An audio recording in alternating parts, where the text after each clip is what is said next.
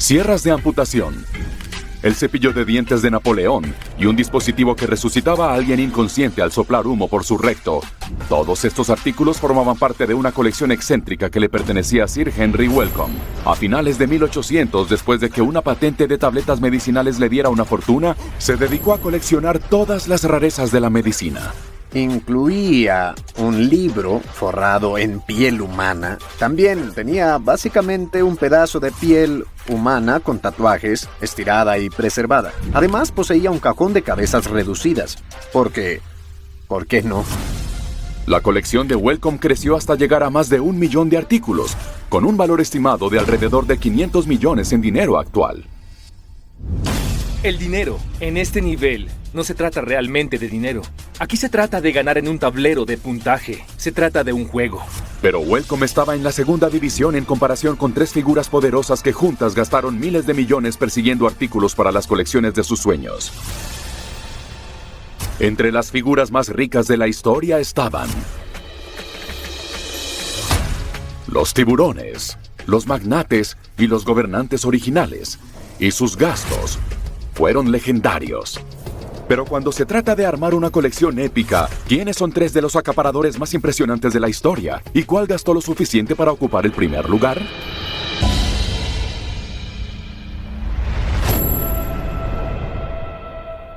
La mayoría de los estadounidenses coleccionan algo. Un 54% gasta entre $1,000 y $5,000 al año en sus colecciones. Pero hubo 3 conocedores locos y ricos que superaron eso por mucho, ya que gastaron un total combinado de más de $3,000 millones.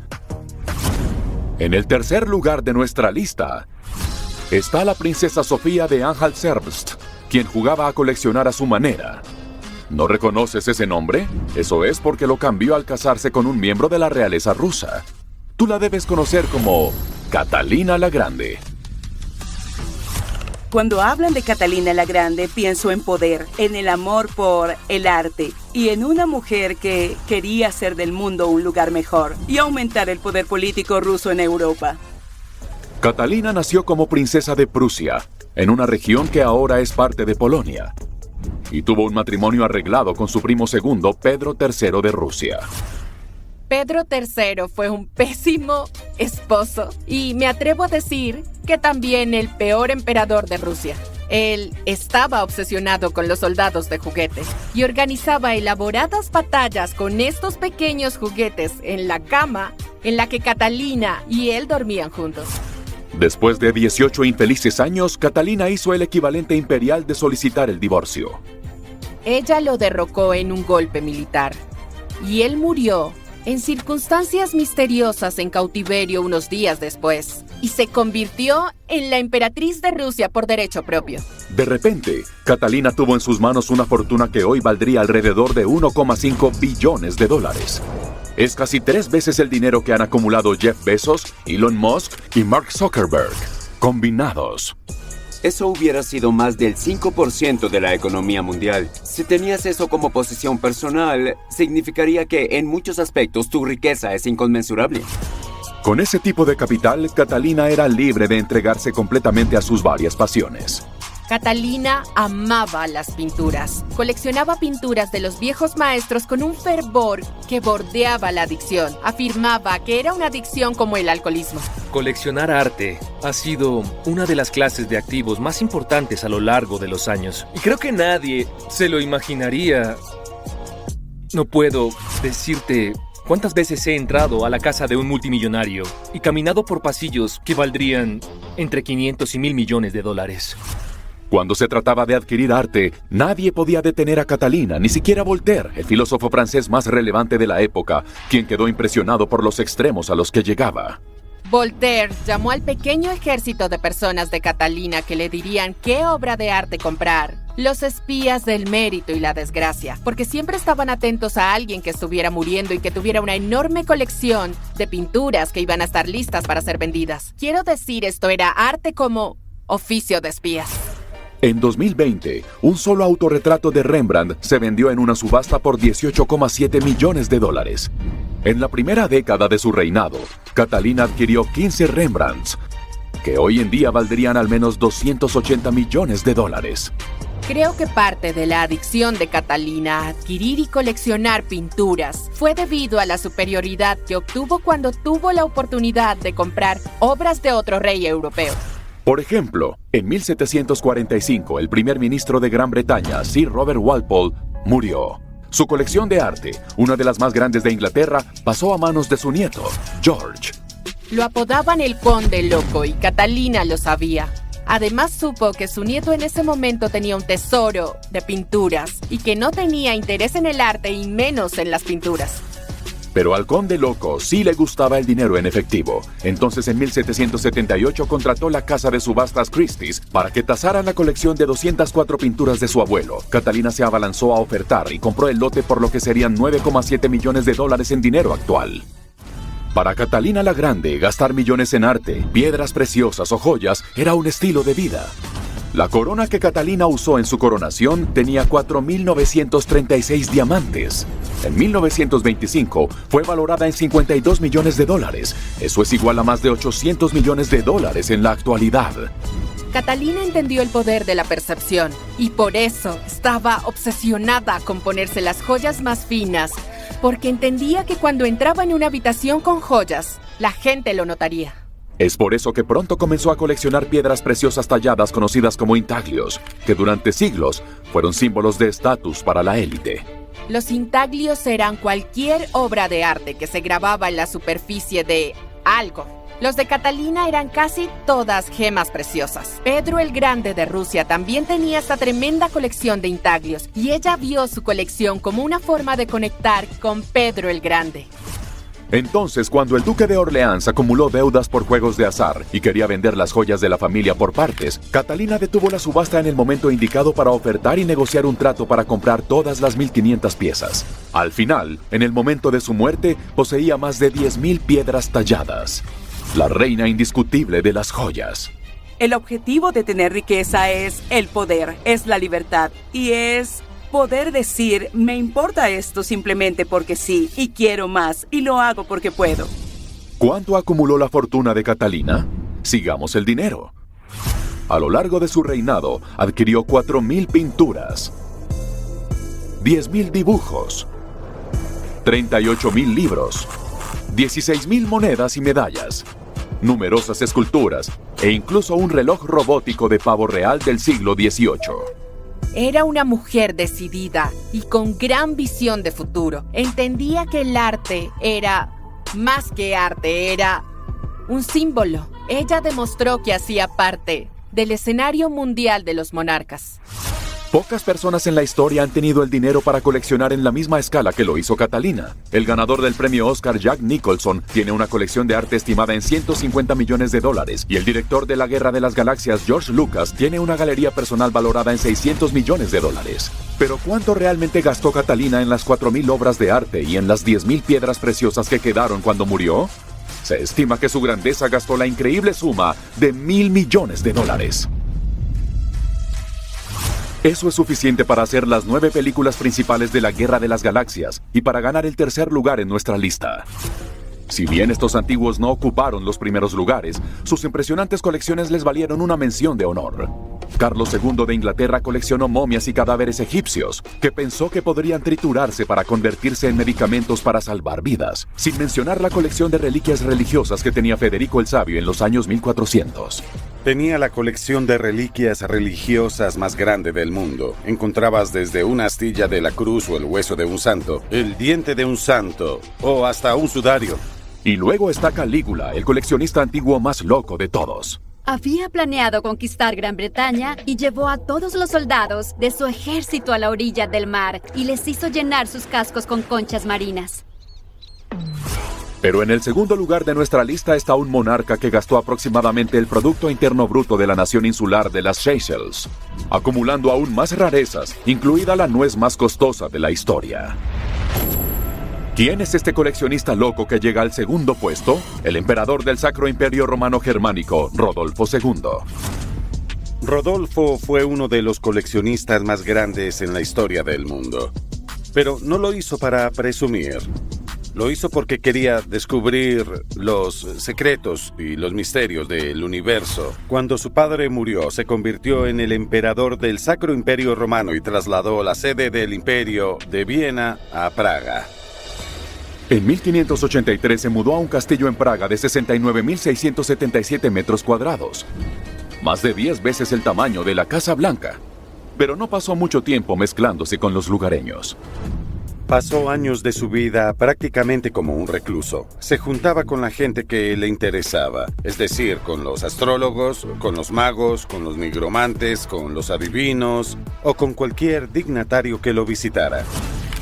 Rodolfo también se distraía fácilmente con algunos objetos raros. Acumuló la colección de rarezas más grande, extraña, llamativa y costosa que el mundo jamás haya conocido. Para el número 2, Rodolfo II, coleccionar no solo era un pasatiempo, sino un estilo de vida. Rodolfo tenía, como otros de su época, algo conocido como Wunderkammer, lo cual significa cuarto de las maravillas. Era una colección de objetos extraños. Los Wunderkammers funcionaban para ver la posición social y económica de cualquier adinerado. Servían para presumir todo lo que tenías, pero también significaba algo para el mundo exterior. Les estabas diciendo a todos, mira lo bueno que es mi gusto, mira lo que puedo pagar. Y para líderes como Rodolfo, el tamaño importaba. La palabra Kammer significa una cámara o un cuarto, pero la de Rodolfo no era un cuarto, era un anexo del castillo, tan grande como un campo de fútbol americano.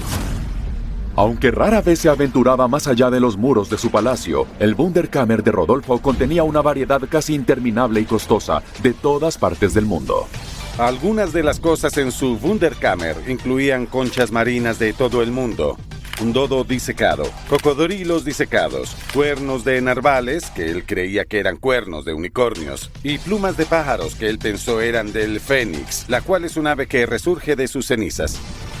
¿Hasta dónde llegaba la fortuna de Rodolfo? Sigamos el dinero.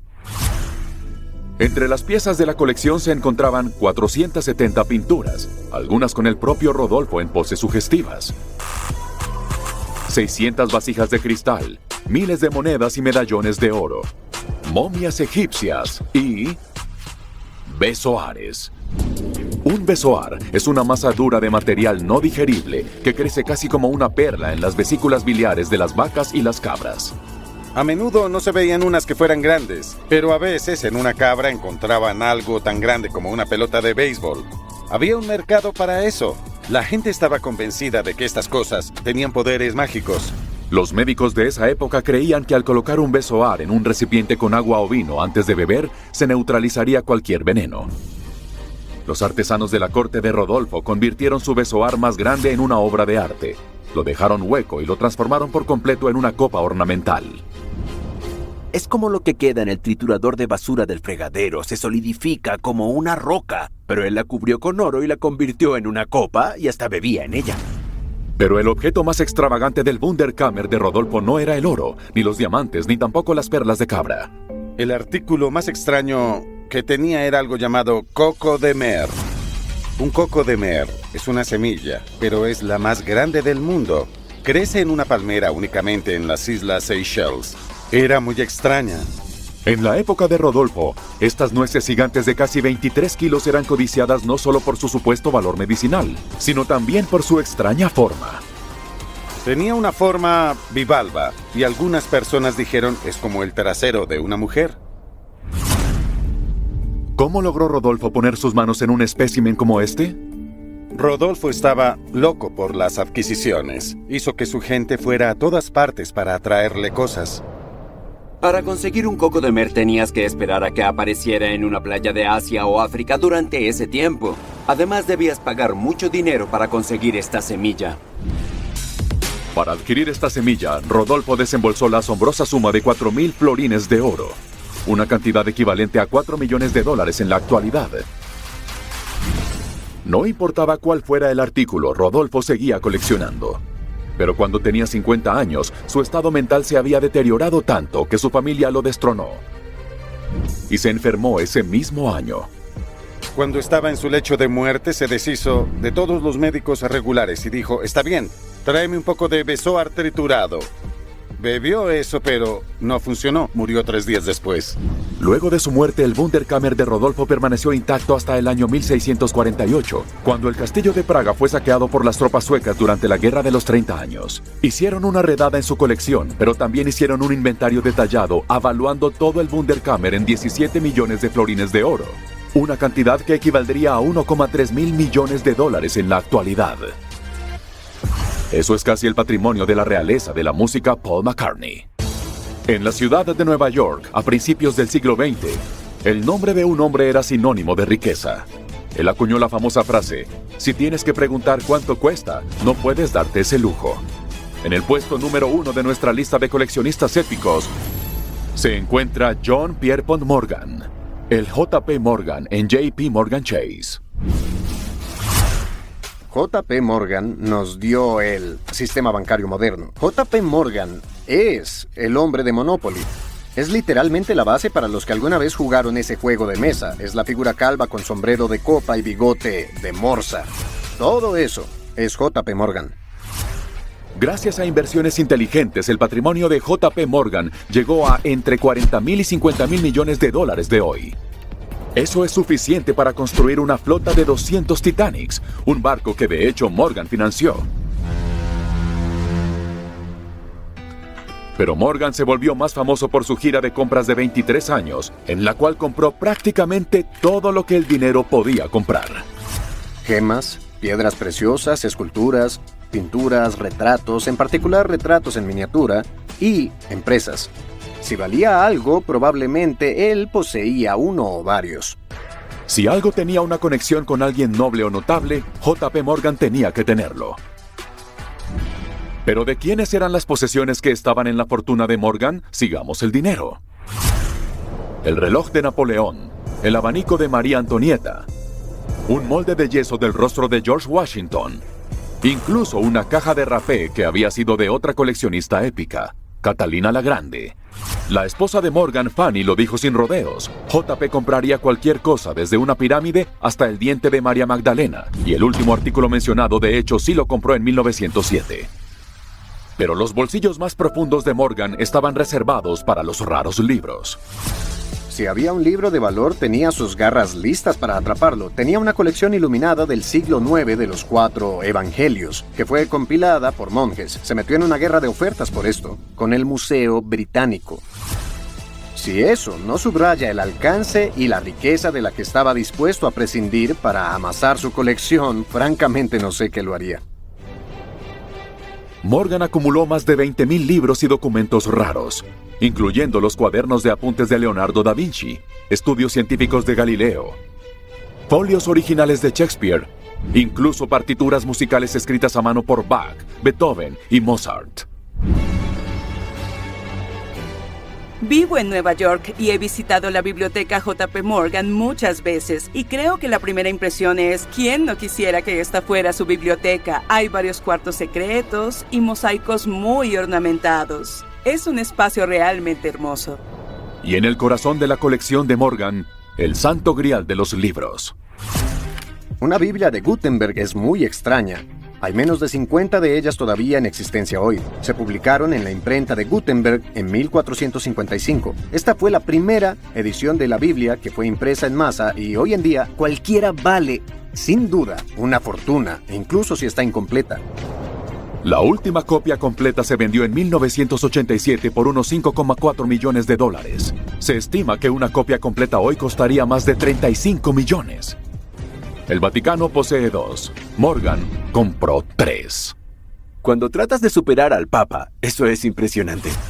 Entonces, finalmente, ¿cuánto gastó JP Morgan en su gran colección de artículos? Se estima que en el momento de su muerte en 1913, más de la mitad de su patrimonio, unos 50 millones de dólares, estaba invertido en sus actividades de búsqueda. En dinero de hoy se estima que la colección valdría alrededor de 1,5 mil millones de dólares. Eso significa que Morgan gastó más que Rodolfo II en su cuarto de curiosidades y que Catalina la Grande en su asombrosa colección de arte por cientos de millones de dólares. Los ultrarricos de la historia siempre han diversificado sus carteras y agrandado sus egos, invirtiendo en colecciones. Siempre hay más. Siempre hay algo inalcanzable en el horizonte, entonces incluso al analizar a estos personajes y a estas personas pensamos, ¿cómo podría ser posible? ¿No hay algún límite? Y resulta que sí lo hay. Siempre hay algo que está fuera de su alcance, pero eso solo hace que lo quieran aún más. Queda por ver si esa búsqueda finalmente vale la pena. Pero si la historia nos muestra algo, coleccionar es una inversión muy inteligente.